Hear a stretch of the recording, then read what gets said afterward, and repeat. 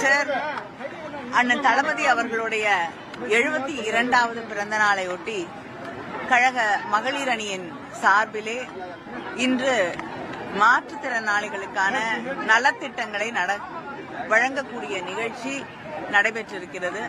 நம்முடைய முதலமைச்சர் அவர்கள் தன்னுடைய பிறந்த நாள் பரிசாக மாற்றுத்திறனாளிகள் நீண்ட நாள் கோரிக்கையாக இருக்கக்கூடிய அரசியல் அதிகாரத்திலே தங்களுக்கும் ஒரு பங்கு வேண்டும் என்ற அந்த கோரிக்கையை மனதிலே ஏற்று மிக முக்கியமாக நேற்று நடந்த நிகழ்விலே அவர்கள் மாற்றுத்திறனாளிகளுக்கு உள்ளாட்சிகளில் ஒரு இடஒதுக்கீடு உருவாக்கப்பட்டு அவர்களுக்கு பங்களிக்கப்படும் என்ற மிக முக்கியமான ஒரு அறிவிப்பை வழங்கி இருக்கிறார்கள்.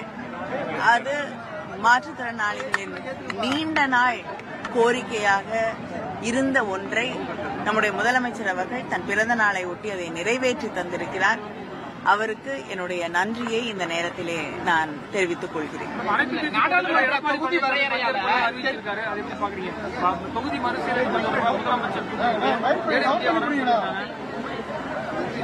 முதல் முறையாக அவர்கள் தமிழ்நாட்டின் நலன் கருதி கூட்டப்பட்டிருக்கக்கூடிய ஒரு கூட்டத்திலே பங்கேற்றுக் கொள்வதாக அறிவித்திருக்கிறார்கள்.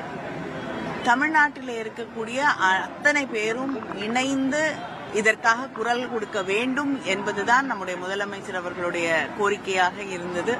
அப்படி அனைத்து கட்சிகளும் ஒருங்கிணைந்து ஒருமித்த குரலிலே நம்முடைய உரிமைகளுக்காக போராடுவது என்பது நிச்சயமாக வரவேற்கத்தக்கது. மகிழ்ச்சி.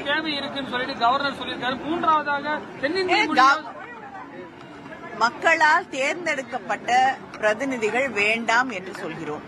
தமிழ்நாட்டிலே பிஜேபி தவிர்த்து எல்லா கட்சிகளும் புதிய கல்விக் கொள்கை தேவையில்லை, அவசியமில்லை. அதிலே சில விஷயங்களை ஏற்றுக்கொள்ளலாம். ஆனால் மும்மொழி கொள்கை போன்ற விஷயங்களை தமிழ்நாடு ஏற்றுக்கொள்ளாது என்பதை தெளிவாக சொல்லியிருக்கிறார்கள். அப்படிப்பட்ட ஒரு சூழலிலே ஆளுநருக்கு இதில் பேச வேண்டிய அவசியம் இல்லை.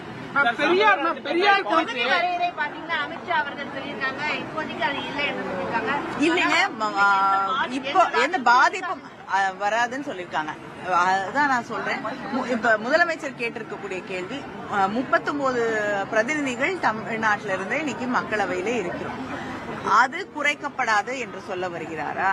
இல்லை என்றால் மற்ற மாநிலங்களுக்கு ஏற்றப்படும், அதிகரிக்கப்படும். மக்கள் தொகை கணக்கெடுப்பின் அடிப்படையிலே பார்த்தோம் என்றால் தமிழ்நாட்டுக்கு இதே எண்கள் இருந்தாலும் யூபி, பீகார், ராஜஸ்தான், மத்திய பிரதேஷ் போன்ற மாநிலங்களுக்கு அது அதிகரிக்கப்படுமா? அது நிச்சயமாக தமிழ்நாட்டை, தென் மாநிலங்களை பாதிக்கும். அதனால நிறைய கேள்விகள் இருக்கு, நிறைய சர்ச்சைகள் இருக்கு. அதை தெளிவுபடுத்த வேண்டும் என்பதுதான் நம்முடைய முதலமைச்சர் அவர்களுடைய கோரிக்கையாக இருக்கிறது. அதே நேரத்தில் அவர்களுடைய பிறந்த நாள் செய்தியாகவும் அதுதான் இருக்கிறது.